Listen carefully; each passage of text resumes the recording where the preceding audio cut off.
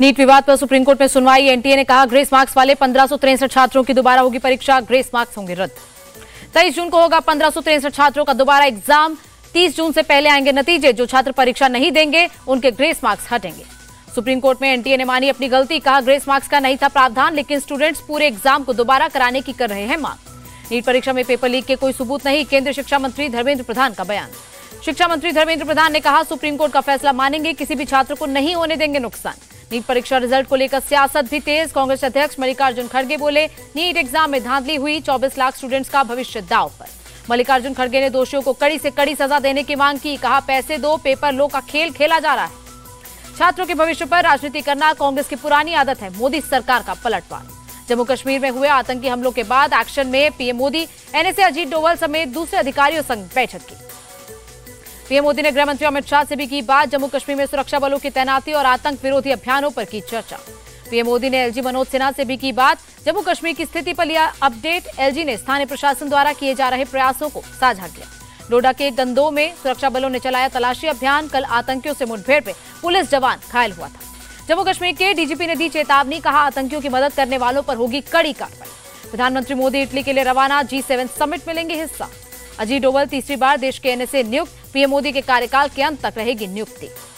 पीके मिश्रा बने रहेंगे पीएम मोदी के प्रधान सचिव। कैबिनेट रैंक का होगा दर्जा। चीन और पाकिस्तान को भारत ने दिया जवाब। कहा लद्दाख भारत का अभिन्न अंग है और रहेगा। जुलाई के तीसरे हफ्ते में पेश हो सकता है केंद्रीय बजट। कर्मचारी बजट तैयार करने में जुटे।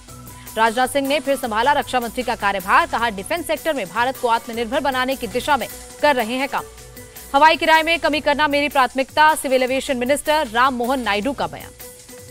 नामांकन के बाद बोली सुनेत्रा पवार, पार्टी ने जो भरोसा जताया उसके लिए करूंगी काम। सुनेत्रा पवार के राज्यसभा नामांकन की जानकारी अपने अलायंस को दी। एनसीपी नेता प्रफुल्ल पटेल का बयान।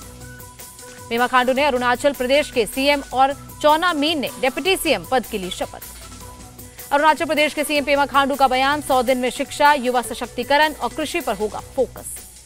एआईएमआईएम चीफ ओवैसी का बयान। चुनाव नतीजे के बाद देश में मुसलमानों पर बड़े हमले। क्या आरएसएस मुसलमानों से ले रहा बदला? कई घटनाओं का किया जिक्र। ओवैसी के समर्थन में बोले संभल से सपा सांसद जिया उर रहमान बर्ग।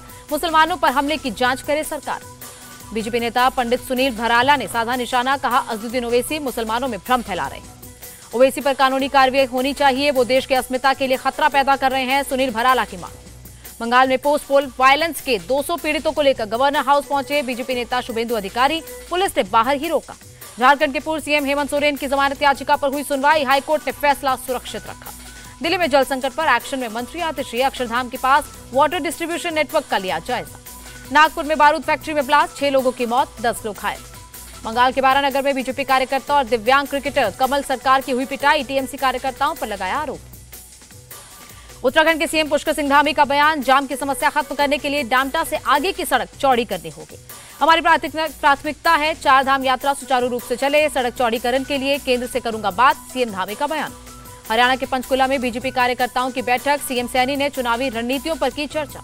तेजस्वी के बयान पर भड़के डिप्टी सीएम विजय सिन्हा। कहा बीमारी शरीर में फैली है तो इलाज में समय लगेगा। तिरुपति बालाजी मंदिर में आज सीएम ने किए दर्शन। मंत्री नारा लोकेश ने भी किए दर्शन।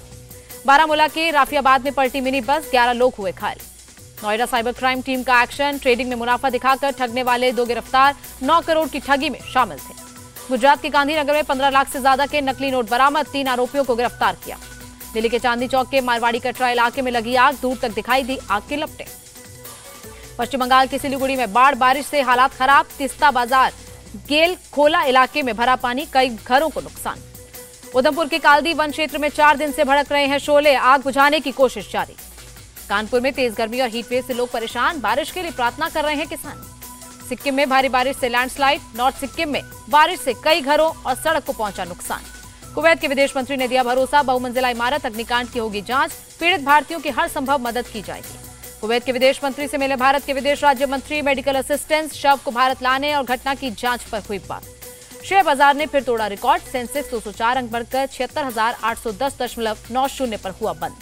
रुपए में 7 पैसे की गिरावट दर्ज। 1 अमेरिकी डॉलर 83 रुपए 55 पैसे पर रहा।